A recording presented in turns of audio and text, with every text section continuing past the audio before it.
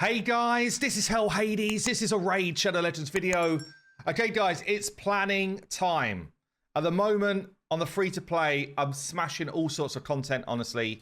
I was able to hit the Chimera yesterday for over 40 million on normal, so I'm probably ready to move up to hard.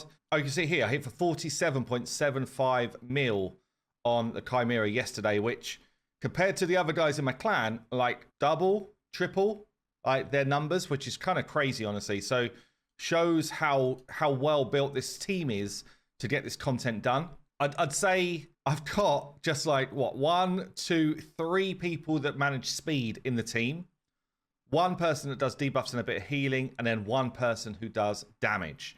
And interestingly, this type of comp is working really well. I will say as well, I can't show you actually my presets.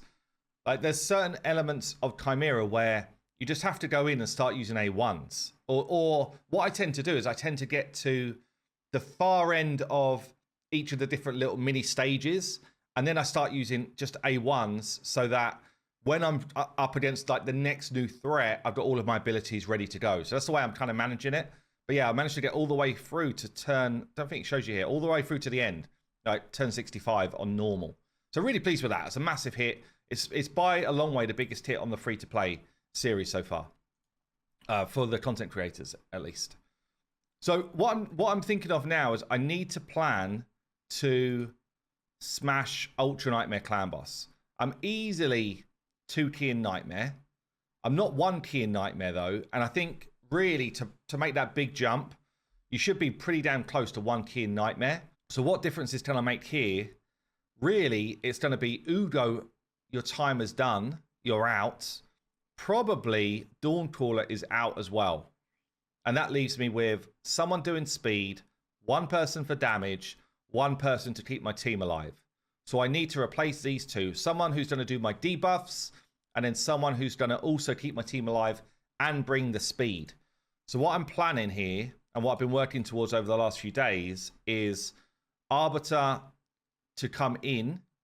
And Arbiter currently is pretty damn fast, actually. She's 293 speed, and I could be faster if I changed a little bit of gear around, but it's 293 speed with a bit of accuracy, with a bit of survivability, and yeah, that's kind of like the direction that we've gone here. Is kind of like anywhere I've got those big speed rolls. You know, ideally she's tanky and not hitting hard, so this set of gloves is probably gonna have to change.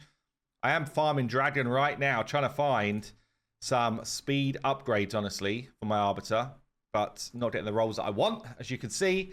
But yeah, ultimately, she is going to be coming in to that team, because what does she bring? She gives me increased attack, which is going to replace what Dawncaller is doing a little bit. She gives me a revive, which replaces Dawncaller as well. And she gives me that sort of turn meter boost.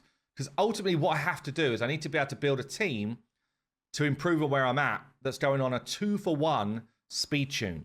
And that's how you move from Nightmare to Ultra Nightmare if you don't have a lot of the unkillable mechanics. It's moving on a 2-for-1 speed tune, utilizing abilities like Taragi or his kin, ally protecting on a 3-turn cooldown, making sure that always lands before AoE hits, using things like the increased speed buffs, using things like, again, increased turn meter boosts. So we get on that 2-for-1 rotation. And then I'm thinking for my debuffs, Fane comes in. So Fane currently is running through a masteries for me, and we're going to get Fane in as well.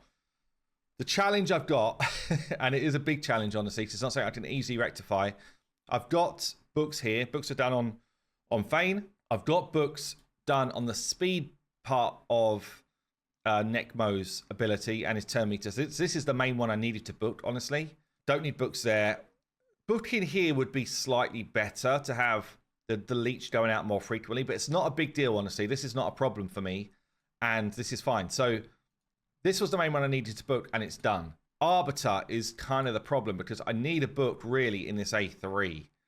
And obviously, there's books that can go all over the place. So legendary tomes are hard to find. And yeah, I really need to be able to get Arbiter's A3 booked. I mean, it would help as well if this A4 was booked, honestly. You know, if you look at what Dawncaller is doing for me right now, she is doing work with this revive ability. Yeah, she's reviving people. She's bringing them up with block damage.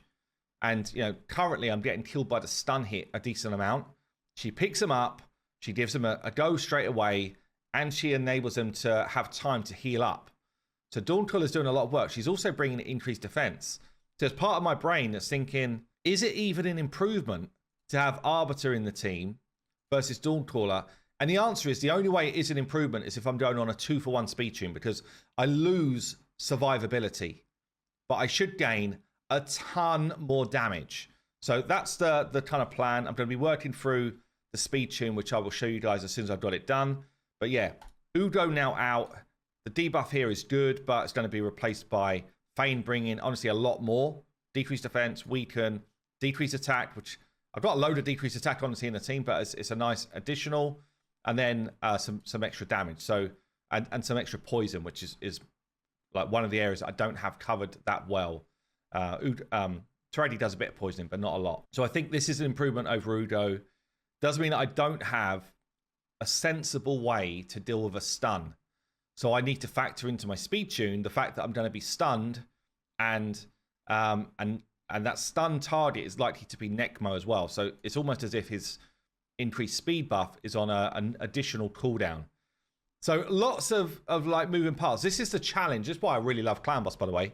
I've always really enjoyed that content because there's so many moving parts to a Clan Boss comp. Now there is another alternative. If the fact that I'm going to have decreased attack covered, there's an alternative that someone like a Eurogrim comes in as my cleanser and healer plus poison. That's a definite possibility. And it could even be, she does a lot of work right now, but it could even be someone like Alice gets out. So Alice, the reason why she's so good for me right now, she hits hard and she's got a really good blessing. She's got great survivability as well. But it might be that Alice is actually the person who's holding onto a spot when she probably shouldn't be. So again, you know, it could be Alice drops and someone comes in that gives me a definite cleanse, which would mean I would need books into Eurogrim, especially on this A. In fact, would I? Yeah, I would need it on this A2 ability. So lots of decisions to make, lots of planning to do. I'm going to be messing around with the Deadwood calculator and seeing what I can find. I probably will call on a couple of buddies. There's a couple of people in our community that have always been really great at building these speed tune calcs, but ultimately using this calculator here on the Deadwood site and trying to find some cool speed tunes. So yeah, that's going to be it for this video. A lot of this kind of like series has been around progression, and honestly, we progressed in crazy areas. Like we progressed in Doom Tower way further than I thought I would on hard. Took down the Griffin today using this squad, and we're going to be working our way up now to a possible legendary tome. So this is why pushing in areas like Doom Tower is so important. You get these valuable resources that are very hard to come by. So this is my job for today, try and crank my way up the Doom Tower, and yeah, try and get closer to that goal of starting to beat up Ultra Nightmare Clan Boss. And then you start getting showered with shards and books, and then the game becomes a lot easier. So that's going to be it for today. I've been Hell Hades, free to play. We're in planning mode. I'll see you soon.